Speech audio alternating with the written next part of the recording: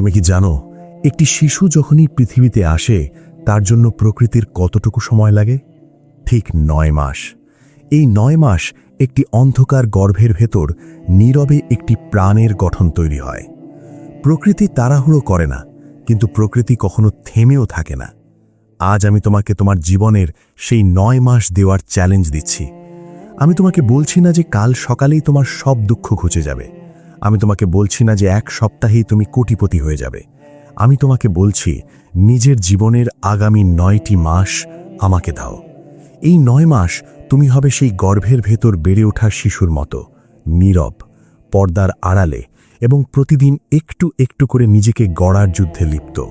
অধিকাংশ মানুষ কেন মাঝপথে হাল ছেড়ে দেয় জানো? কারণ তারা ফলাফলের জন্য খুব বেশি তাড়াহুড়ো করে। তারা ২ দিন ব্যায়াম করে আয়নায় নিজের 6 প্যাক খোঁজে। তারা ১ সপ্তাহ মন দিয়ে কাজ করে ভাবে কেন এখনও তাদের ব্যাংক ব্যালেন্স বাড়ছে না। কিন্তু তারা ভুলে যায় যে বাঁশ গাছ লাগানোর পর প্রথম কয়েক বছর মাটির উপরে কিছুই দেখা যায় না। সেই সময়টা গাছটি মাটির নিচে তার শেকড় মজবুত করে, আর যখন সময় আসে তখন মাত্র কয়েক সপ্তাহেই সেটি আকাশচুম্বী হয়ে ওঠে। তোমার এই ৯ মাস হলো সেই শেকড় মজবুত করার সময়। এই সময় দুনিয়া তোমাকে দেখবে না, দুনিয়া তোমাকে চিনবে না, কিন্তু তুমি ভেতরে ভেতরে নিজেকে ইস্পাতের মতো শক্ত করে তুলবে। প্রথম মাসটি হবে তোমার অভ্যাসের পরিবর্তনের মাস। আমরা যা করি আমরা আসলে তাই হয়ে যাই। তুমি যদি প্রতিদিন দেরি করে ঘুম থেকে ওঠো, তবে তুমি একজন অলস মানুষ। তুমি যদি প্রতিদিন বই পড়ো, তবে তুমি একজন জ্ঞানী মানুষ। এই প্রথম ৩০ দিন তোমাকে শুধু তোমার অভ্যাসের ওপর কাজ করতে হবে। খুব কঠিন কিছু নয়, শুধু ছোট ছোট কিছু নিয়ম। প্রতিদিন অন্তত ২০ মিনিট বই পড়া, প্রতিদিন অন্তত ৩০ মিনিট নিজের শরীরের যত্ন নেওয়া, এবং প্রতিদিন ঘুমানোর আগে পরের দিনের জন্য ৩টি ছোট লক্ষ্য ঠিক করা। মনে রেখো, সাগরের বিশাল জলরাশিও কিন্তু ছোট ছোট জলবিন্দু দিয়েই তৈরি। তোমার এই ছোট ছোট অভ্যাসগুলোই ৯ মাস পর এক বিশাল সাফল্যে রূপ নেবে। দ্বিতীয় এবং তৃতীয় মাসে তোমার লড়াই হবে তোমার চারপাশের পরিবেশের সাথে। এই সময় তোমার পুরনো বন্ধুরা তোমাকে আড্ডায় ডাকবে। তোমার আত্মীয় স্বজনরা হয়তো তোমাকে নিয়ে আড়ালে হাসাহাসি করবে যে তুমি হঠাৎ করে কেন এত গম্ভীর হয়ে গেলে। এই সময়টাতেই তোমাকে না বলতে শিখতে হবে। যে আড্ডা তোমার লক্ষ্য পূরণে সাহায্য করে না, সেই আড্ডায় যাওয়ার কোনো প্রয়োজন নেই। যে মানুষগুলো তোমাকে সবসময় নিরুৎসাহিত করে, তাদের থেকে নিজেকে দূরে সরিয়ে নাও। এটি কোনো অহংকার নয়, এটি নিজের স্বপ্নের প্রতি তোমার দায়বদ্ধতা। সব ধর্মের মানুষই আমাদের শেখায় যে বড় কিছু অর্জনের আগে নিজেকে সংযত করতে হয়।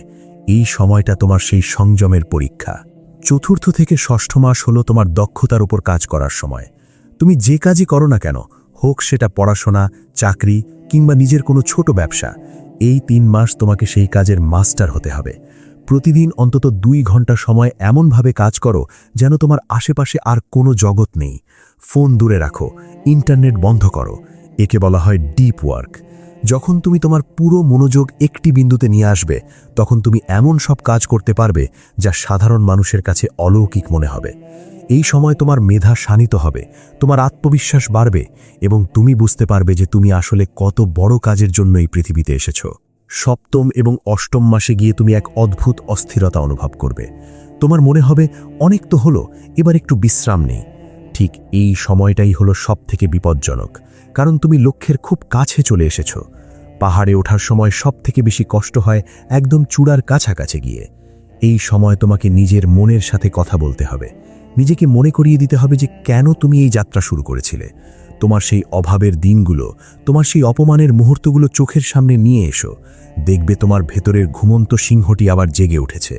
হার মানার কোনো পথ নেই, কারণ তুমি সাধারণ হওয়ার জন্য এই চ্যালেঞ্জ নাওনি। তুমি এসেছো ইতিহাস বদলাতে। নবম মাসটি হবে তোমার প্রস্তুতির চূড়ান্ত পর্যায়। এই ৯ মাসে তুমি নিজেকে গুছিয়ে নেবে সেই মহেন্দ্রক্ষণের জন্য, যখন তুমি আবার দুনিয়ার সামনে ফিরে আসবে। এই ৯ মাসে তোমার শরীর বদলে গেছে, তোমার চিন্তা ভাবনা বদলে গেছে, তোমার কথা বলার ধরন বদলে গেছে। তুমি এখন আর সেই পুরনো তুমি নও, তুমি এখন একজন যোদ্ধা। তুমি এখন জানো কিভাবে প্রতিকূলতার মাঝেও শান্ত থাকতে হয়। তুমি এখন জানো কিভাবে নিজের আবেগকে নিয়ন্ত্রণ করতে হয়। এই ৯ মাসের নীরব সাধনা তোমাকে যে শক্তি দিয়েছে, তা পৃথিবীর কোনো মোটিভেশনাল স্পিচ তোমাকে দিতে পারত না। ভাবো তো, ৯ মাস আগে যখন তুমি এই যাত্রা শুরু করেছিলে, তখন তুমি কতটা অসহায় ছিলে। আর আজ ৯ মাস পর তোমার আত্মবিশ্বাস দেখে লোকে চমকে যাবে। মানুষ তোমাকে জিজ্ঞেস করবে তুমি হঠাৎ এমন বদলে গেলে কিভাবে। তুমি শুধু মৃদু হাসবে, কারণ তুমি জানো এই হাসির আড়ালে কত রাত তুমি না ঘুমিয়ে কাটিয়েছ।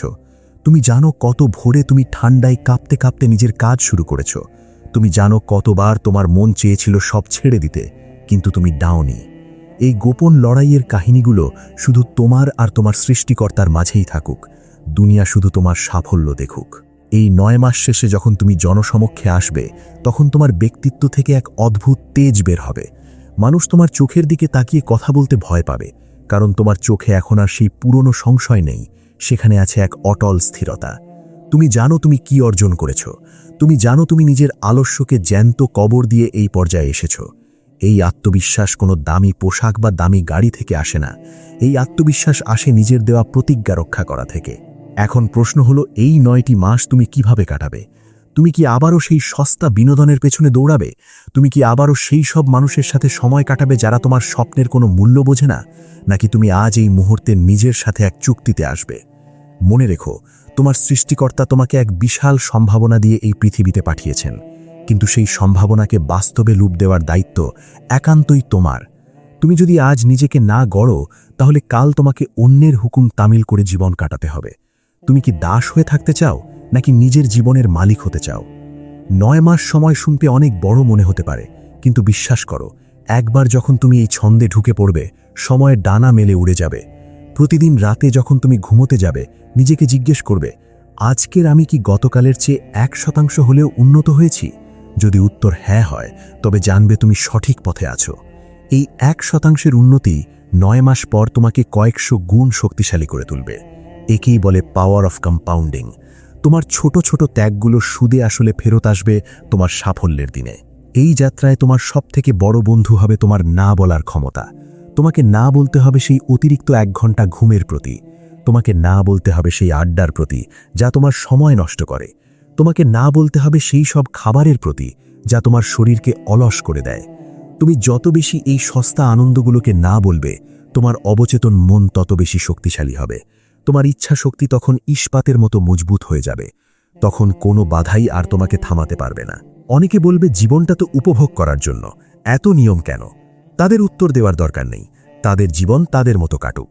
তুমি শুধু মনে রেখো, যারা আজ নিয়ম মেনে চলে তারাই কাল দুনিয়ার ওপর রাজত্ব করে, আর যারা আজ নিয়ম ভাঙে তারা অন্যের নিয়ম মানতে বাধ্য হয়। তুমি কোন দলে থাকতে চাও? তুমি কি সেই 1% দলে থাকতে চাও যারা ইতিহাস লেখে, নাকি সেই 99% দলে যারা শুধু অন্যের ইতিহাস পড়ে হাততালি দেয়? 9 মাস পর যখন তোমার এই নীরব সাধনার ফসল ফলবে, তখন তোমার চারপাশের মানুষগুলো অবাক হয়ে তাকিয়ে থাকবে। তারা ভাববে তুমি হয়তো কোনো জাদু মন্ত্র পেয়েছ। তারা জানবে না তোমার সেই নির্ঘুম রাতগুলোর কথা। তারা জানবে না তোমার সেই একাকিত্বের যন্ত্রণার কথা। কিন্তু সেই না জানাটাই তোমার বিজয়, কারণ তুমি দেখিয়ে দিয়েছ যে নীরবতা কত বড় শব্দ করতে পারে। তোমার সাফল্য যখন চারিদিকে ছড়িয়ে পড়বে, তখন আর তোমার মুখ ফুটে কিছু বলার প্রয়োজন হবে না। তোমার কাজই তোমার হয়ে কথা বলবে। তাই আজ আমি তোমাকে একটি চূড়ান্ত চ্যালেঞ্জ দিচ্ছি। এই 9 মাস নিজেকে আড়াল করে ফেলো। সোশ্যাল মিডিয়া থেকে বিদায় নাও। অপ্রয়োজনীয় যোগাযোগ বন্ধ করো। শুধু নিজের কাজ আর নিজের লক্ষ্যের উপর ফোকাস করো। এই 9 মাস পর যখন তুমি ফিরে আসবে, তখন দুনিয়া এক নতুন বীরকে দেখবে। তুমি কি এই বীর হতে প্রস্তুত? তুমি কি নিজের জীবনকে নতুন করে জন্ম দিতে চাও? যদি তোমার ভেতরে সেই সাহস থাকে, যদি সত্যিই তুমি নিজের ভাগ্য বদলাতে চাও, তাহলে এই ভিডিওটি দেখার পর একটি মুহূর্ত নষ্ট করো না। এখনই খাতা কলম নিয়ে বসে যাও এবং তোমার আগামী 9 মাসের পরিকল্পনা লিখে ফেলো। মনে রেখো, পরিকল্পনা ছাড়া লক্ষ্য কেবল একটি স্বপ্নই থেকে যায়। আর তুমি এখানে স্বপ্ন দেখতে আসোনি, তুমি এসেছো স্বপ্নকে ছিনিয়ে নিতে। এখন আমি দেখতে চাই কতজন মানুষের মেরুদণ্ড সত্যিই শক্ত, কতজন মানুষ এই 9 মাসের কঠোর চ্যালেঞ্জ গ্রহণ করার সাহস রাখে। যদি তুমি সেই লড়াকু মানুষদের একজন হও, তাহলে কমেন্ট বক্সে এখনই লেখো, আমি এই 9 মাসের যুদ্ধ শুরু করলাম। আমি নিজে তোমাদের কমেন্টগুলো দেখব এবং যারা এই প্রতিজ্ঞা করবে তাদের জন্য মনে মনে দোয়া করব। এই ভিডিওটি শুধু তাদের সাথেই শেয়ার করো যাদেরকে তুমি সত্যিই ভালোবাসো এবং যাদের তুমি সফল হতে দেখতে চাও। আর নিজেকে প্রতিদিন নতুন করে গড়ে তোলার জন্য, নিজের ভেতরের শক্তিকে জাগিয়ে তোলার জন্য এখনই সাবস্ক্রাইব করে এই পরিবারের অংশ হয়ে যাও। মনে রাখবে, আমরা একা হয়তো দুর্বল, কিন্তু একসাথে আমরা অপরাজিত। আজকের মতো এইটুকুই। কাল থেকে তোমার সেই 9 মাস শুভ হোক। নিজেকে এমনভাবে গড়ে তোলো যেন 9 মাস পর তোমার পরিচয় বদলে যায়। ভালো থেকো, নিজের ওপর বিশ্বাস হারিও না, বিজয় তোমার সুনিশ্চিত।